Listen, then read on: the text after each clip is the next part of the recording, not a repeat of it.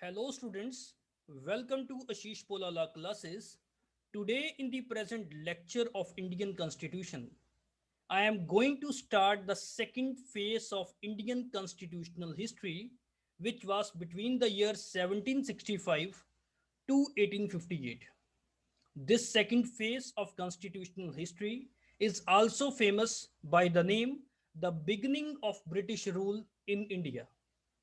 In the last video, we had studied how the Britishers came in India as trader in the form of East India Company and how they get the power of Diwani power from Shah Alam. What was the result of this granting of Diwani power to East India Company?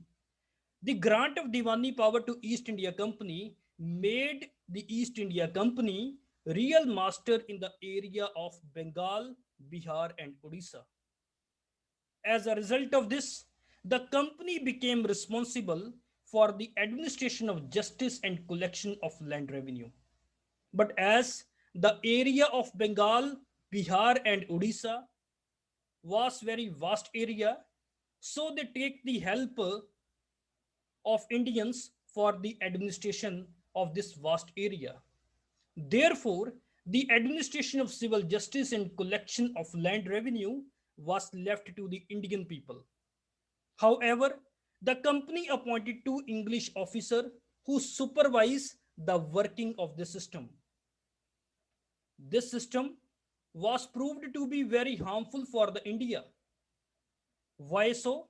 Because the Indian officials who were really responsible for the administration of justice and collection of land revenue had no effective power to enforce their decisions. On the other hand, the company's servants were directly responsible to the court of directors, and this court of directors were sitting in England. Moreover, the governor and councillor of East India Company were appointed from the senior servants of the company who were normally the Britishers. The servants of the company exploited the Indians. They earned their wealth, and after earning their wealth, they returned to England. What was the result of this?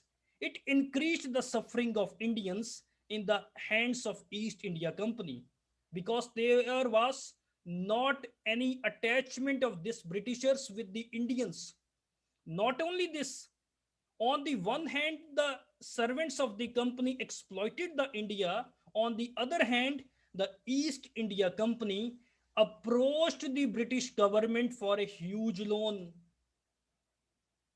It was very strange for the British government to see that while the servants of the company were getting more and more richer, on the other hand, the company was going towards its bankruptcy. So it shows the corruption in East India Company. All these facts led the British government to suspect that something was wrong with the administration of East India Company. So the member of British Parliament attracted the attention of the British government towards the poor conditions of company's administration, that how they looted the India. Thereafter, a secret committee was appointed by the House of Commons.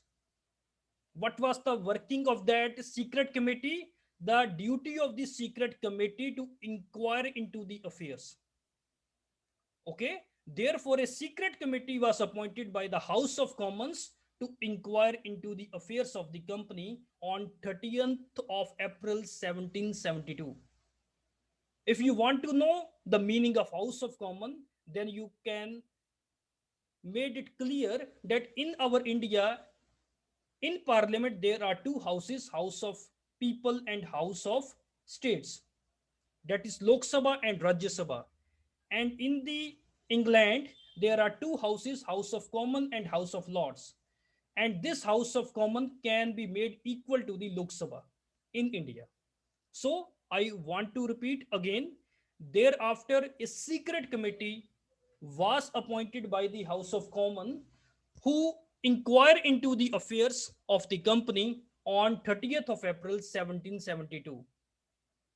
When the secret committee make the inquiry, then many defects and deficiencies in the administration of East India Company were found.